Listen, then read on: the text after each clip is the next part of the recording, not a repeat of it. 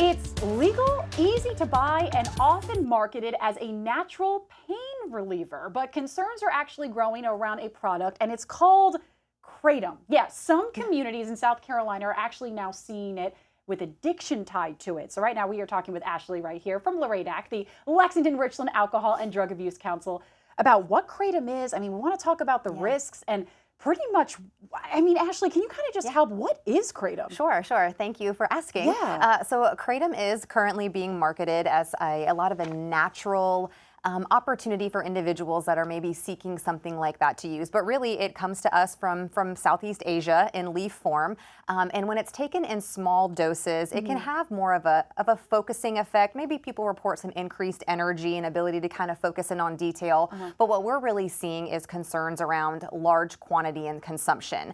When it's consumed in the large quantity and consumption, most likely powder, pill, mixed in a drink is very common modality uses here.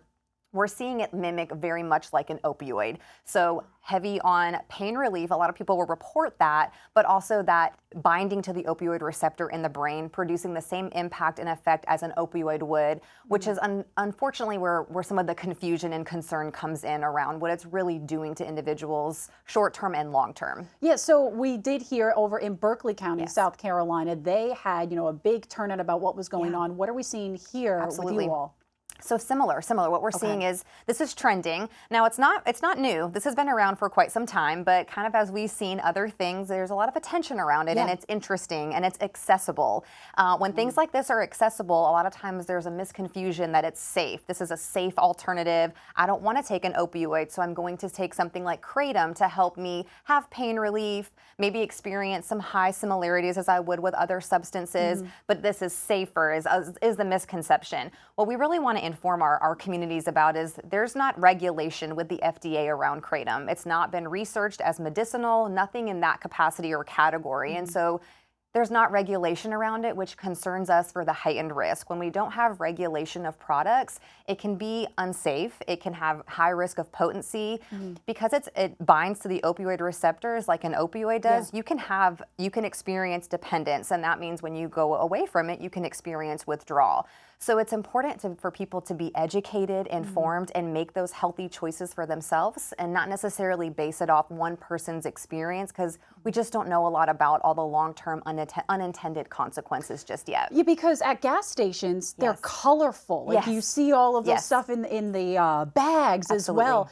Are they targeting like a younger age group? What are you all seeing for that? So I can't certainly speak to the marketing practices, but we do pay very much attention to this. And when we see things accessible in a gas station, colored, maybe flavored, it certainly is attributed to being interesting to our younger population.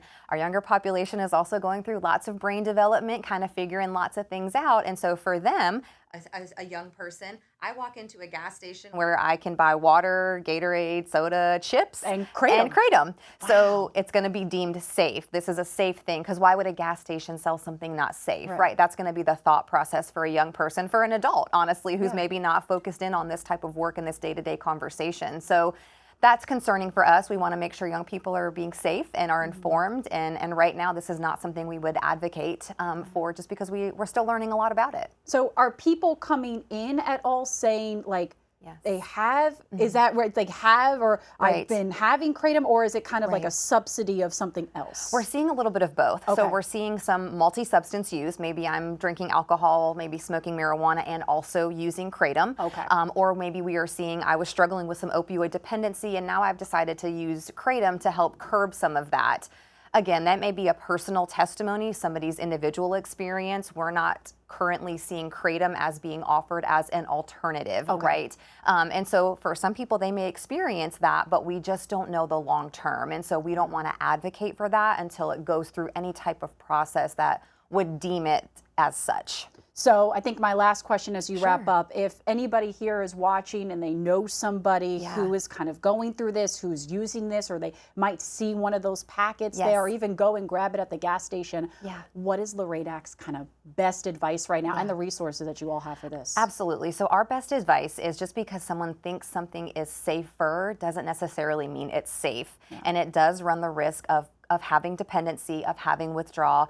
And we don't want anybody to have to experience that. However, if someone is experiencing that, has questions, concerns, wants to know more, parents want to talk to their kids, please reach out to us. We have locations in Lexington and Richland counties, staff that are ready and equipped and trained to have conversations like this, to provide resources to our communities to keep everyone healthy, safe, and prepared to have the conversations that they're seeking to know more about. Yeah, I mean, this is the tough conversations Absolutely. to have because you can get it right at the gas Right at the station gas right station. now. Wow. Absolutely. Ashley, thank you so much for giving us an Thank you. insight about this, Of course. this legal substance Yes. that we can have over there. Yeah. And of course, the addiction things when it goes Absolutely. into it. Thank you. All right, everybody, we're going to be putting this on our website, WLTX.com. Again, as always, if you know anybody who is suffering with addiction, LRADAC is a fantastic resource here in the Midlands that can always help. All right, everybody, don't go anywhere. More WLTX Plus will be back after this quick break.